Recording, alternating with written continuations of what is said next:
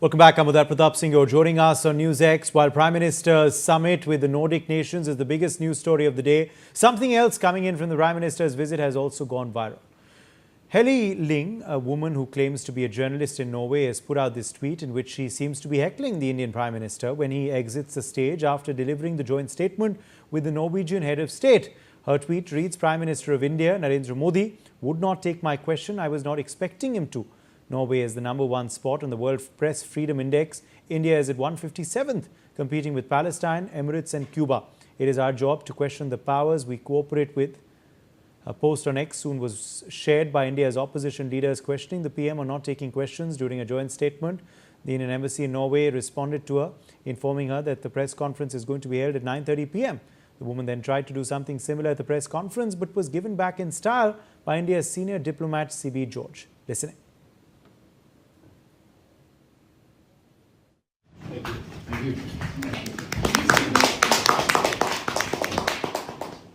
Prime Minister Modi, why don't you take some questions from the freest press in the world? We trust you. Oh, that's okay. And on the human rights situation. You ask me question, let me answer it. Okay? Let me give a background of what India is and why should the world trust India. Let us look at the few challenges that the world faced in the last few years.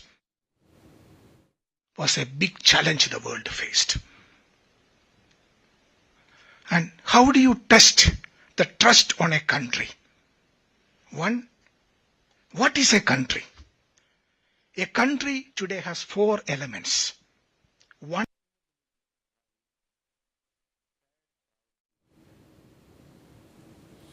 Ambassador Sushil Shinghal, former diplomat, is joining us live. Professor Anshul Joshi, international affairs expert, also joins the broadcast. Joyita Basu, editor of the Sunday Guardian, is live with us. Arvind Singh Tejawat, foreign affairs expert, is also live on the broadcast. Ambassador Singh, let me get started with you first on what you made of CB George's response to her. It has gone viral. It certainly schooled this lady who was not prepared to listen to him either, and of course continue to cross-question. What did you make of this so-called journalist's behavior and how it was handled by our MEA representatives?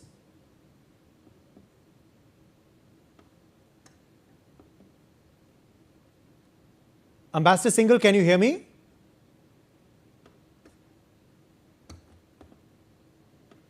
Okay, I think we're having some issues with you, Ambassador. But let me get in Joyita Basu in at this point, if she can hear me. Joyita, what do you make of this entire episode? Was this a publicity stunt? Did this lady have some other agenda? What do you make of this entire episode that has somewhat taken us away from the discussions on the India-Nordic summit? I mean, that's a historic event, but here we are discussing this instead. Well, I think, Uday, what's happening here is that, of course, there was some kind of an agenda. Now, this lady had come there with the intent to basically, what she thinks, basically, I would say, ambush the Prime Minister. And, of course, score some brownie points. And the fact of the matter is that this woman has suddenly become active on X. Apparently, she did not even have, she herself, according to her own claim, she did not even have a verified account before this month. Just before this press conference, actually it was a briefing, not a press conference. What the Prime Minister had, she had got a blue tick on her account. She is rarely, she has maybe tweeted in 2022 and once and 2024 once. And from almost, no followers, she has suddenly, with all this publicity that has happened, she has suddenly come in the limelight and she has several followers and all. Maybe she is even monetizing the tweet that she has posted, given the exposure that she is getting. It's creating so much controversy. And I have to say that in this, Rahul Gandhi also played a role. If Rahul Gandhi had not replied to that woman, I don't think there would have been any such ripples. But the thing is that, you see, whatever she did was extremely immature behavior. I mean, it was not a, it was just a briefing. Whatever had happened, it was not a press conference. And all this, I mean, this whole intention about that she's going to show what essentially the Prime Minister was a guest of their nation, you see, and he was that was not a pulpit to judge him like that. And the way she went about, from the freest press of the world. I mean, what is this freest press are we talking about? There's something called Reporters Without Borders, where 5 people get together and they work on perceptions and they decide, okay, we are the freest press, that person, those are the freest press. It is some kind of a subjective exercise where nothing else matters, and then she calls India to be of the same level as the Indian journalism, to be of the same level of as Sudan and Palestine and Libya. I mean, what nonsense is this? This is utterly non-serious. And what is our audience? Sweden. I mean, Norway has a population of 5.5 million people, 55 lakh people. I mean, that is the kind of journalism, people who are catering to that. We are talking about municipal level journalism. So for a municipal reporter to go around saying, I want an interview with the Prime Minister of India, I mean, for God's sake, and she's basically a twit. A 28 or 27-year-old girl who knows nothing except for being aggressive. I mean, frankly, it was utterly not just disrespectful, it was so frivolous, the whole thing. And the way she was talking to C.B. George and all Yes. the Indian delegates,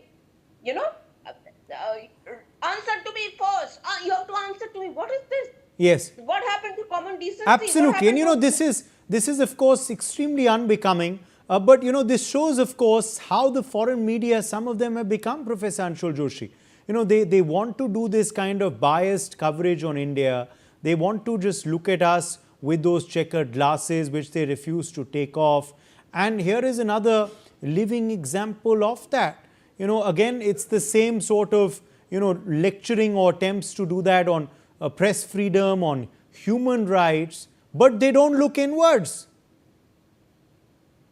Indeed, it's a paradox, and questioning a Prime Minister who was conferred with the highest civilian award from Norway itself, and when he was doing a press conference after this third India-Nordic summit with huge, key outcomes, including but not limited to green strategic partnership that India has now announced with Norway, and this 100 billion trade budget that we have announced to make our current trade double by 2030, and a country that has 30 plus strategic partnerships in the world. A Prime Minister who has received 32 highest civilian awards from foreign countries. It's historic. It's incredible. So there are deliberate efforts from people, organizations, and some countries who themselves should be first and foremost checked from the in the mirror of reality when it comes to the kind of questions that have been raised, like this freedom of speech or freedom of expression or press. So there is some this RSF and some borderless, some Reporters Without Borders report index that I saw, and when I had a curiosity, and when I visited their website, it reads that with the rise in violence against journalists, highly concentrated media ownership and outlets with increasingly overt political alignments, and press freedom is in crisis in India, which is ruled since 2014 by Prime Minister Narendra Modi, who is the leader of Bharatiya Janata Party and an embodiment of the Hindu nationalist right. I mean, this nation is secular because of the Hindus who have been living here. So what kind of venom they're trying to spread from this website, you see. And secondly, we have to understand that this lady who is in the question, maybe because just to monetize the opportunity for some cheap publicity, or it could be a deliberate effort also. Somebody could have, funded her also. I mean, The reason could be, or the person behind could be anything and everything, but we have to accept the fact, being Indians, that the kind of situation we are living into amid the flux in geopolitics, we all are living comfortable lives, and we have reputed journalists on this panel. And what I found, what I read on this website of this, Journalists Without Border, you all are better judges than me to let us know that what kind of violence you have been facing because of the present government in India. So we can understand that because of the outcomes that we have received, instead of optics only from this journey of our Prime Minister of 5 nations, definitely there are people, there are organizations, there are countries who have not liked it, and that is why this kind of an incident we all could see. And Ambassador Singhal, I would ignore this. I mean, I'm focusing on the outcomes that we have received. Indeed. Ambassador Singhal, let me try and draw you in here if you're back with us, if we have your audio through now. I was trying to ask you on, of course, the schooling that this lady got from the MEA representatives in that press briefing, in that press conference, which she was still invited to, despite this unbecoming behavior earlier in the day.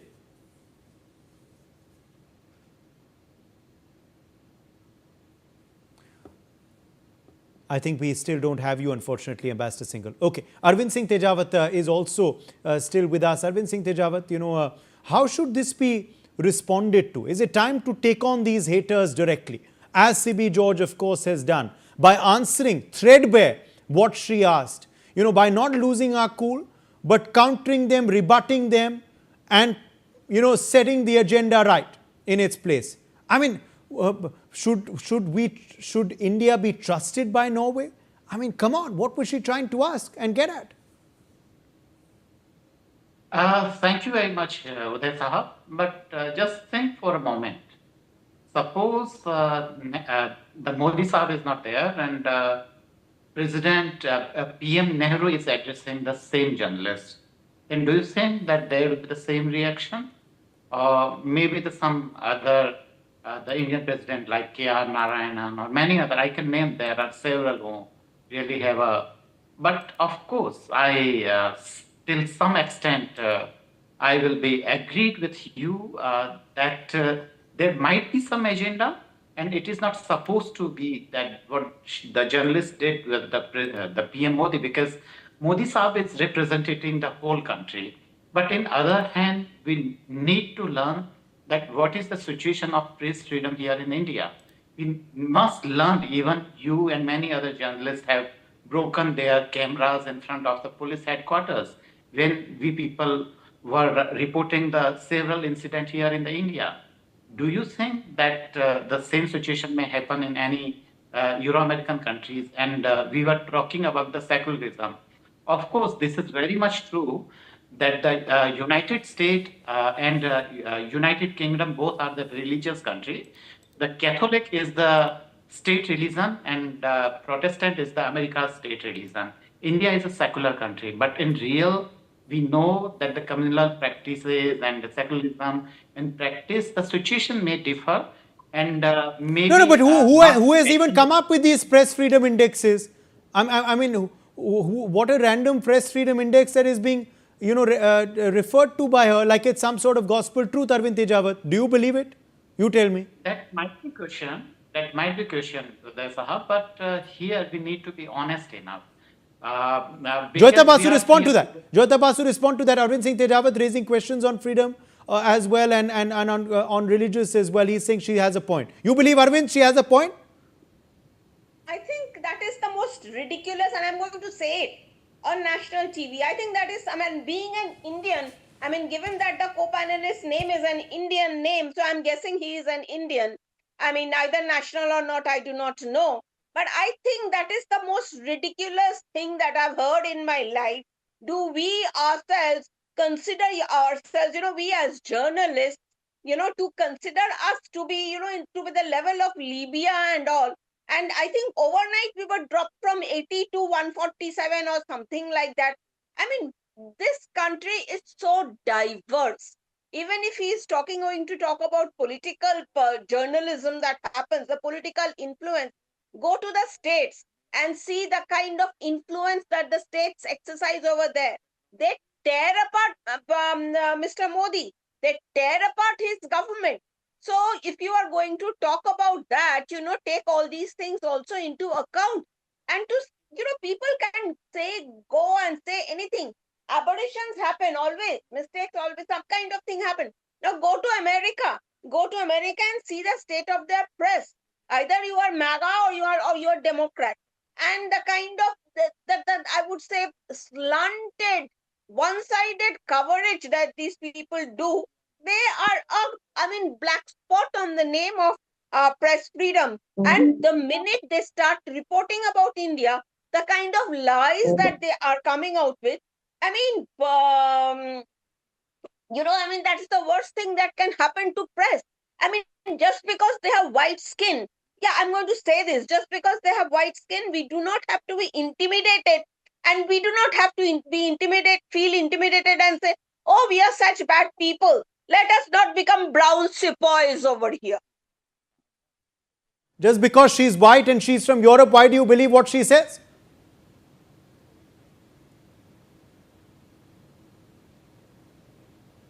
I believe that if the Joeita Basu ma'am is believing that India is really having enough freedom for the journalists, then congratulations. Okay, stick on that beliefs. And but I personally believe that there should be the space. When I spoken with the several journalists when they were covering the report in a ground, but I'm not talking about, that is a different issue, that's our problem. But when the PM Sahab is outside the country, then of course, as I stated stated earlier, that he is representing the India. And So then should opposition leaders refrain from retweeting such posts by journalists who are trying to ridicule our Prime Minister? I think it's their freedom, Uday Sahab. If the opposition leader is willing to do so, then I suppose we people have no capacity to stop him at any point. So no, but you can have an opinion. You can have an opinion on whether that's right or wrong. Do you believe that's right or that's wrong?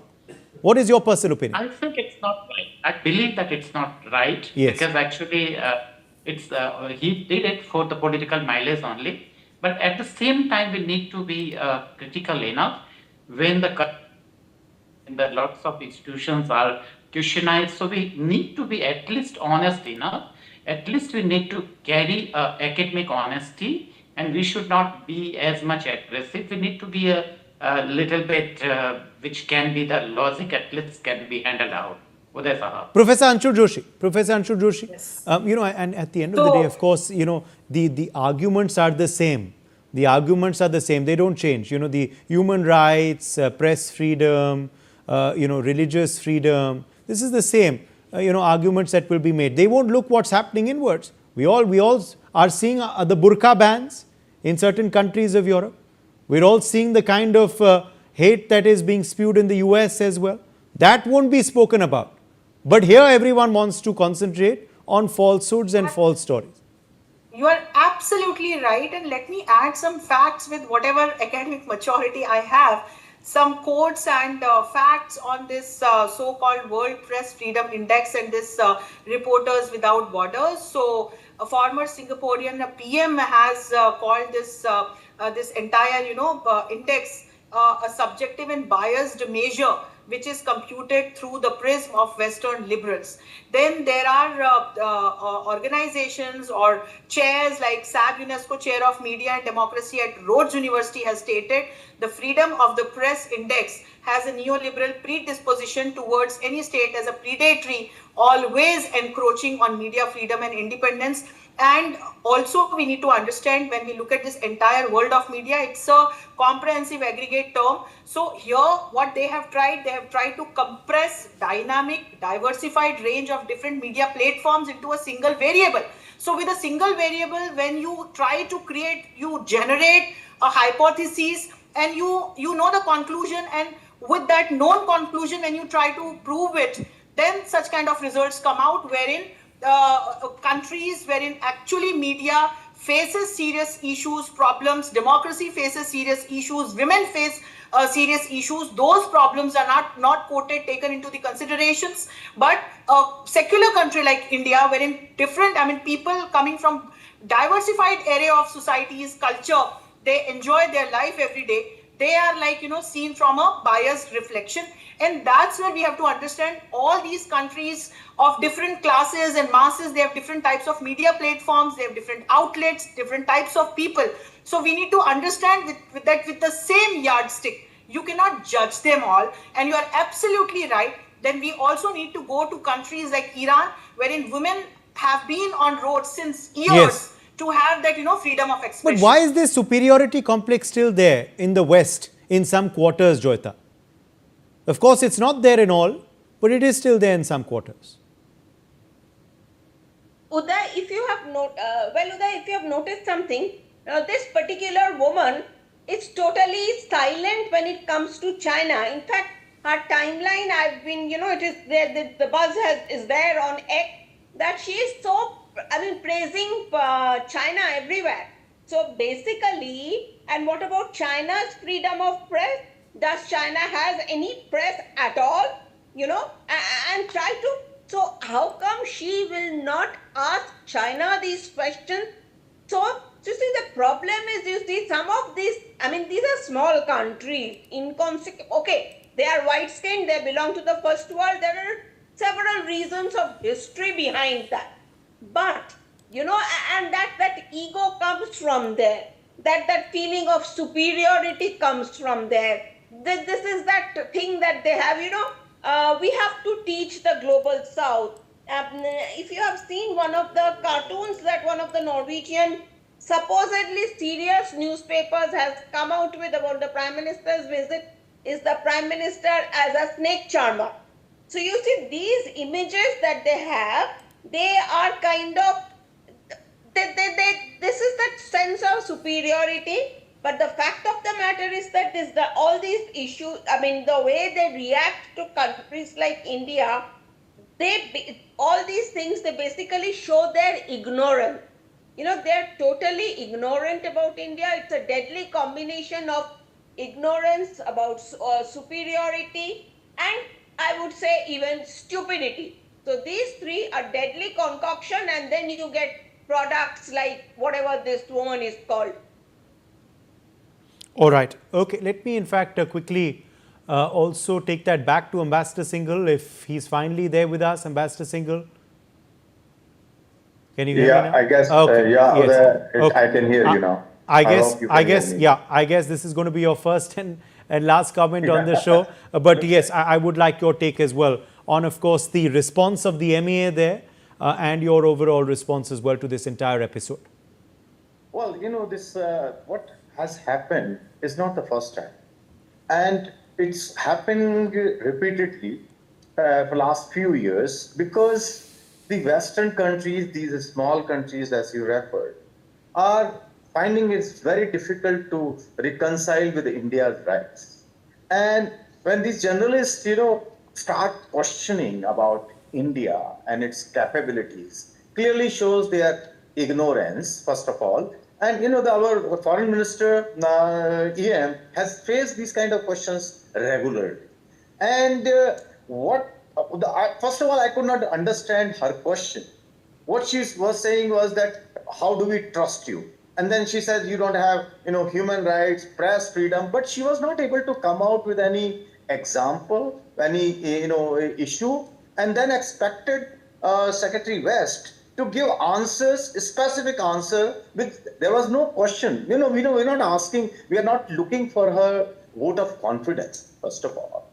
It's a government to government, and she has issues, good for her.